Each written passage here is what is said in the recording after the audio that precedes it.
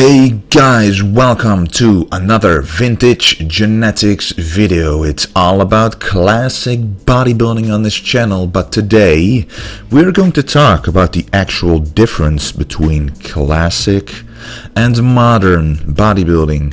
Why are they different? What's so important about this difference? And in my opinion, modern bodybuilding isn't an improvement upon classic bodybuilding, but it's simply become something entirely different. While the golden era represented the art of creating an eye-pleasing physique, modern bodybuilding just follows anyone who is as big as possible and as conditioned as possible at the same time. Already in this picture right here, and I'm going to show you a lot more pictures from different bodybuilders and posing routines comparing them, but this picture has arguably the two most famous bodybuilders ever often compared. And Ronnie Coleman, as you can see, is simply more massive. It wasn't rare for him to weigh around 300 pounds on stage, while Arnold weighed 50, even 60 pounds lighter, depending on which year. But as you can see in this picture, the weight, it doesn't matter, it's of no importance. Don't get me wrong, I'm a fan of both bodybuilders, but for entirely different reasons. Ronnie Coleman has always been motivating throughout his workout videos and such, but we are talking about the actual physique right now. And one of the important factors is the flow in the physique. Arnold in this pose is consciously putting his body in such a position to create this flow. The back flows and ties into the waist, as you can see. The waist is tight, it's in a vacuum pose, and the legs then follow up on this flow. And the physique, it's perfect, there's no distortion. Now when we look at Ronnie Coleman, it's impossible, literally impossible for him to create this flow. His stomach is the first thing that you see, it's the first thing that gets in the way. I mean, the back, sure, it's huge, but the stomach creates, this bump.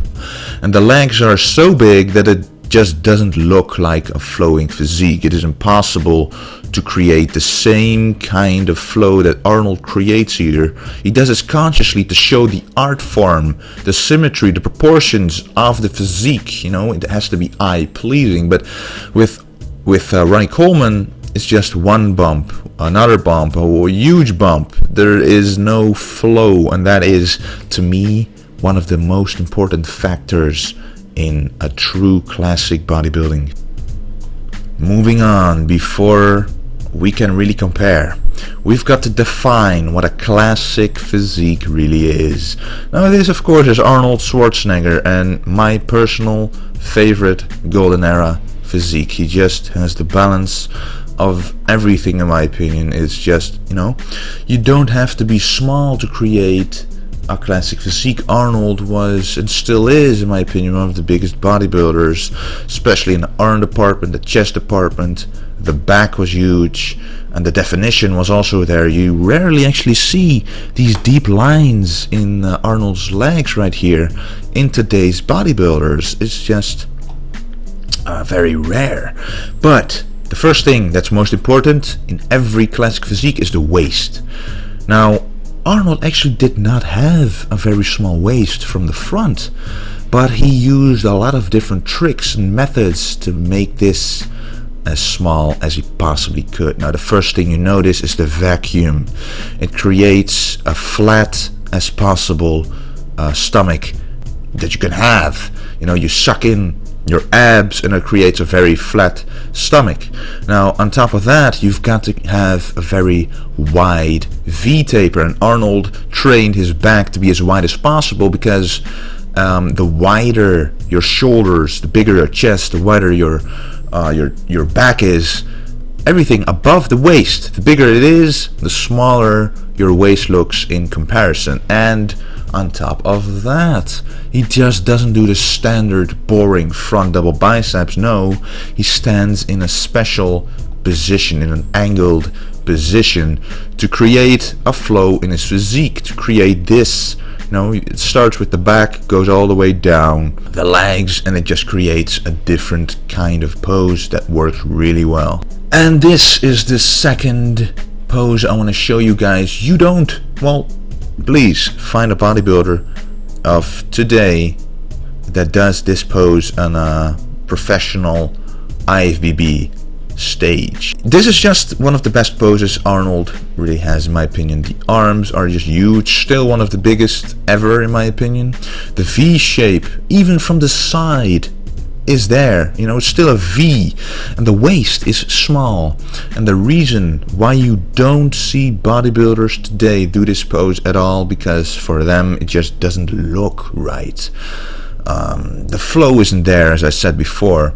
You need a small waist for this pose. You want the lats, the back, to flow right into the waist and go down the legs.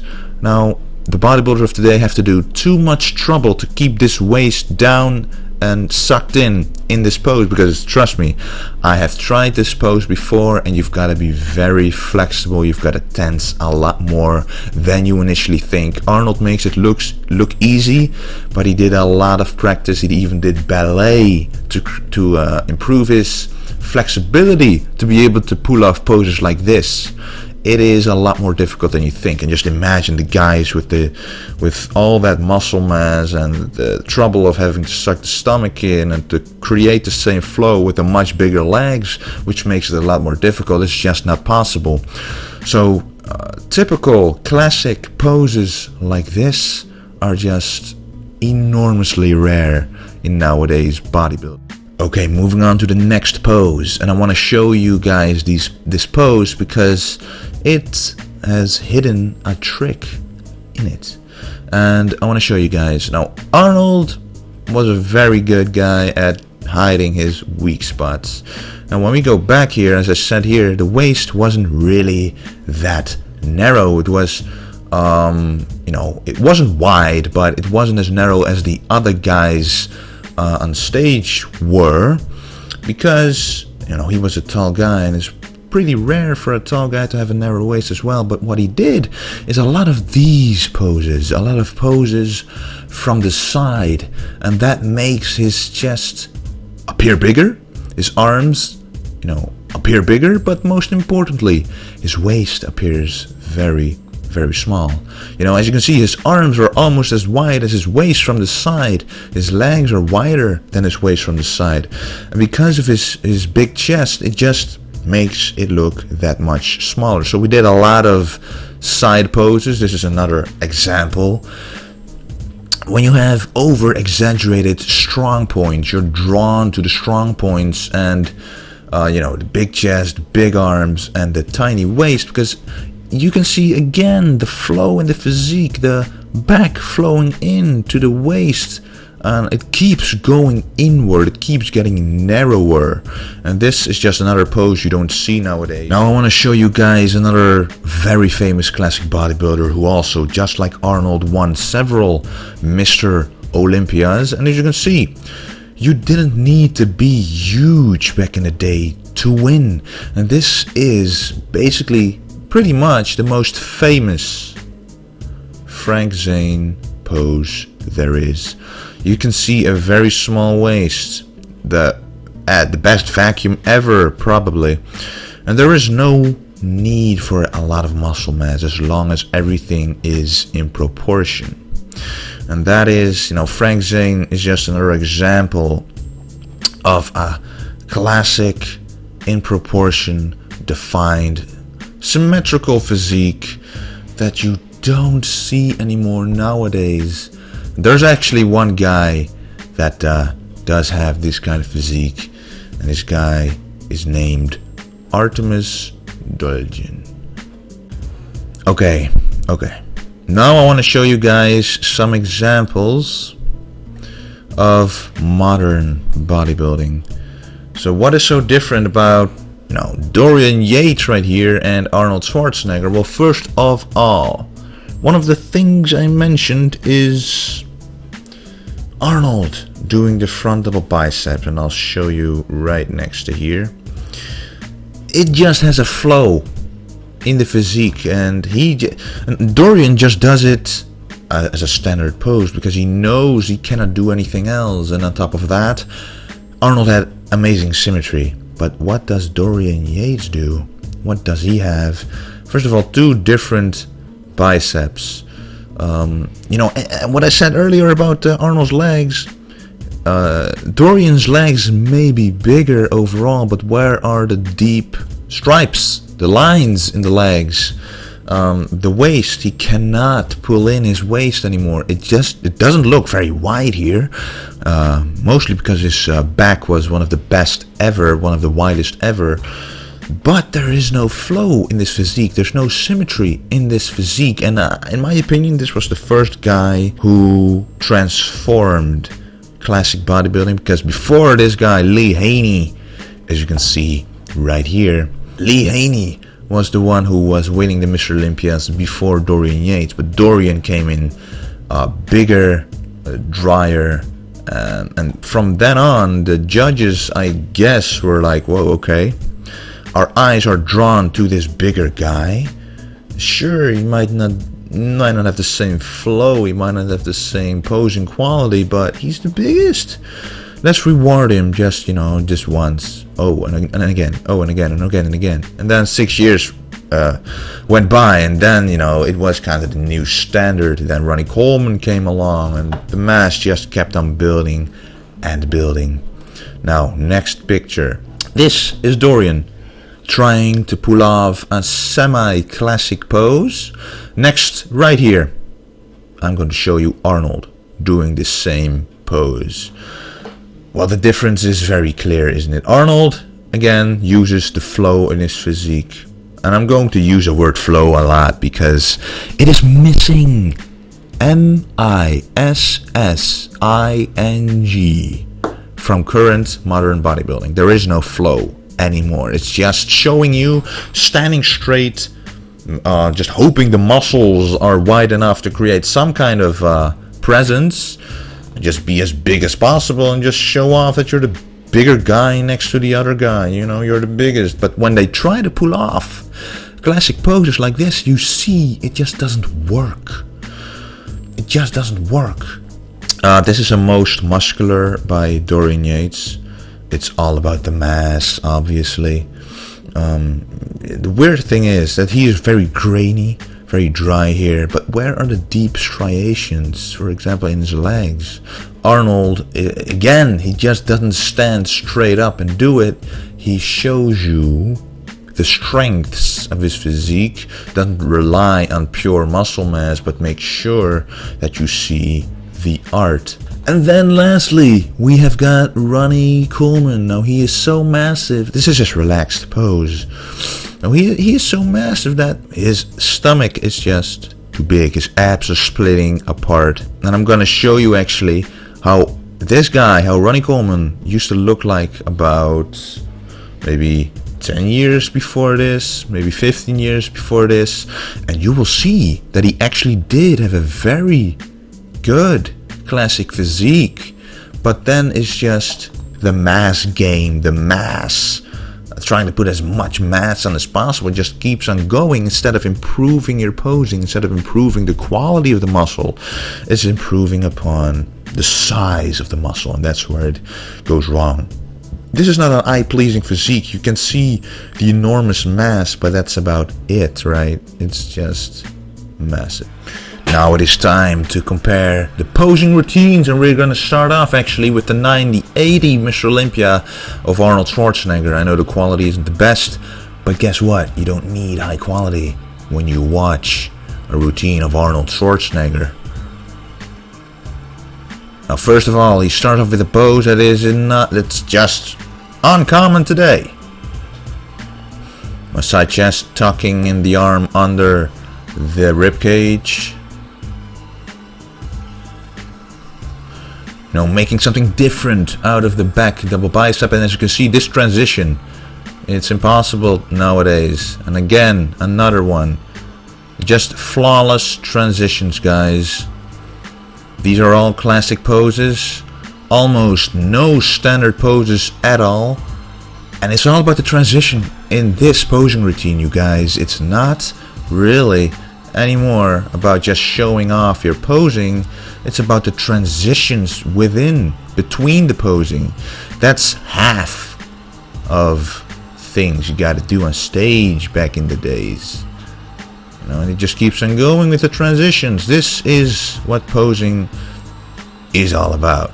Okay, we're going to compare Arnold's posing routine to Ronnie Coleman's, and right from the start you can see it's not as serious. It's not as it's entirely different, as I told you before.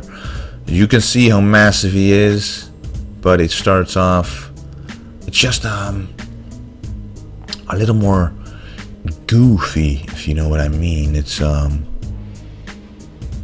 yeah. Standard posing, it's all about the poses. I want you to look and focus on the transitions. Right now it's all about showing off the mass and trying to at least do a decent transition between the poses, but it doesn't work anymore. They're not able to do this anymore. You know, the standard things, this is actually what Dorian Yates also used to do. And there are no classic poses anymore. Nowhere to be seen. You see, this is something you don't see back in the days, man. You don't see this in the golden era. Again, a standard pose like this, boom, to show off muscularity, to show off definition. Again, I'm most muscular in a way to just, you know, show off, whoa, see, this is the amount of muscle I'm packing just compared to the next guy. You know, it's not about the art anymore. You know, and then we go right into a split, I believe. Yeah, there we go. Now, as you can see here with Frank Zane, comparing it with Ronnie Coleman, it is first of all that you can see that he has a lot less muscle mass. But that wasn't the point of bodybuilding back in the old days. Bodybuilding was about showing the art form of the sculpted human body. Being in control of every muscle, having the knowledge to execute poses that fit your body perfectly, and that's what Frank Zane does right here. Throughout his workouts, he sculpted his physique using select exercises, even like training the vacuum pose to ultimately perform his most known and famous pose. He didn't just incorporate it into other poses, he made it into a whole separate pose, which I believe should be brought back to the bodybuilding posing rounds. And now it is time for another posing routine, but this time from Dorian Yates. A 6-time Mr. Olympia. Now right off the bat, you can clearly see his physique, you know, it's not in proportion, especially when he does bicep shot. He got rewarded for a year after year though. He is massive, yes, but as you will see in a minute, when he's performing or trying to perform classic poses, he just cannot hit them properly. And as you can see in this pose, it is all about showing how big his back is. While you can show this in classic poses, he just decides to do the regular standard poses.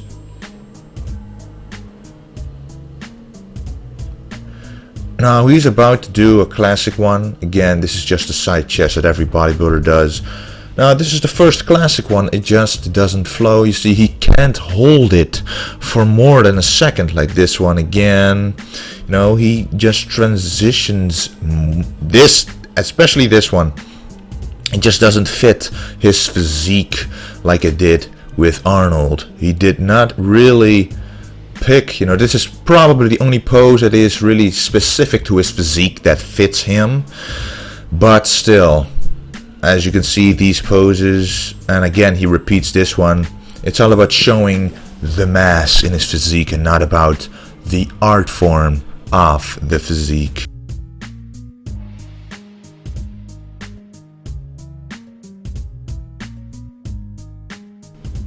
Okay guys, now that we did some comparisons, I want to do a short recap of what we just saw, just to make sure we all kind of understand the difference here. Classic bodybuilding. It is an art form. It is like sculpting a physique slowly over time. No need to add drastic amounts of mass immediately. The focus is on creating a proportionate physique and work on your weak points. There were points given for posing routines as well. Presentation was weighed upon heavily as it was part of classic bodybuilding. Now, modern bodybuilding is something entirely different. It's not a transition, it's simply another thing, because it's more about putting a lot of mass on, and on contest day, make sure you're as conditioned as possible just to appear bigger and drier than the guy standing next to you. Less emphasis on the art form, it's more about putting as much mass on within a given time. Understandable, because right now the guys who are the biggest get rewarded, but the posing routine used to serve as a way for the judges to see how well the bodybuilder understands their body, knows how to control it, and how much time and effort went into it. And nowadays it's more just a show for the audience, with the judges just watching the athlete's body composition without focusing too much on the flow of the physique. Anyway guys, I know this video was kind of long, but I wanted to make sure I hit all major points. Comparing 4 Mr. Olympias from 2 different eras, I hope you have seen the differences, and it's time for us to bring the golden era back. I will do my personal best at the shows that I'm going to do to show the bodybuilding world that classic bodybuilding is where it's at. That's what people really want to aspire to, and I want to create a tidal wave of people following the principles of the golden era. In the next video, I'm going to expand upon this. I'm going to talk about the difference in exercises and how they are performed by bodybuilders from the old days and bodybuilders from the current era. And we are going to dissect the differences and what these differences mean.